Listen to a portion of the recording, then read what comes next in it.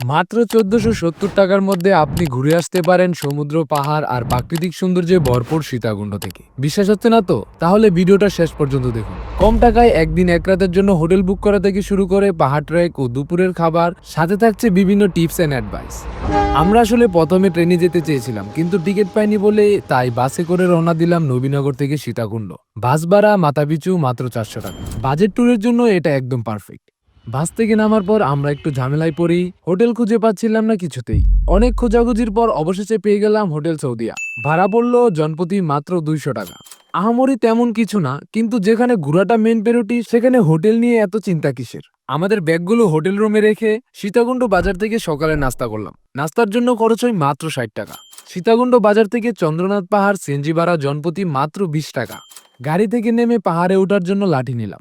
একটি লাঠির জন্য ৪০ টাকা, তবে নামার পরে লাঠি ফেরত দিলে ২০ টাকা আপনাকে দিয়ে দিবে। এই পাহাড় প্রায় ১২০০ থেকে ১৩০০ ফিট উঁচু। উপরে যেতে যেতে অসাধারণ দৃশ্য চোখে পড়ে, কিন্তু একটা কথা, ওঠা শুরু করার আগে নিচ থেকে পানি সঙ্গে নিয়ে যাবেন, কারণ যত উপরে উঠবেন তত বেশি গরম লাগবে আর পানির দামও বেড়ে যাবে।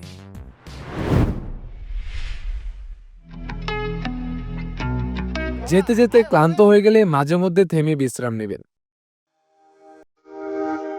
পাহাড়ে অনেক সুন্দর সুন্দর জায়গা আছে যেখানে বসে দৃশ্য উপভোগ করতে করতে বিশ্রাম করা যায়।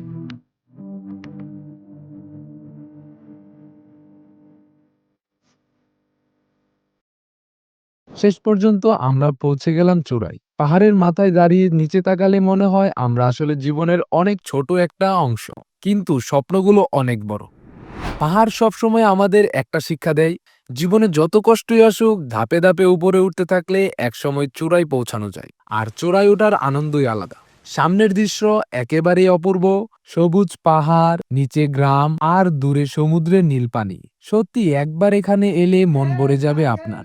সব ক্লান্তি যেন কেটে যায় মুহূর্তেই। আরও একটা টিপস, ওঠার সময় বাম দিকের রাস্তা দিয়ে উঠবেন। নামার সময় ডান দিকে আরো একটি রাস্তা আছে, যেটা দিয়ে নামলে সুন্দর সিঁড়ি পাবেন। যদিও আসার সময় রাস্তা একটু খারাপ, কিন্তু ওই দিকটা দিয়ে না আসলে অনেক কিছুই মিস হয়ে যাবে। পাহাড় থেকে নেমে নিচে একটা ছোট্ট রেস্টুরেন্টে খাওয়া দাওয়া করলাম। খাবারের মান দাম অনুযায়ী একদম ঠিকঠাক ছিল।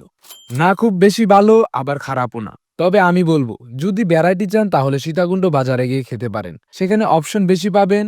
এটা একদমই আপনার পছন্দের উপর নির্ভর করছে।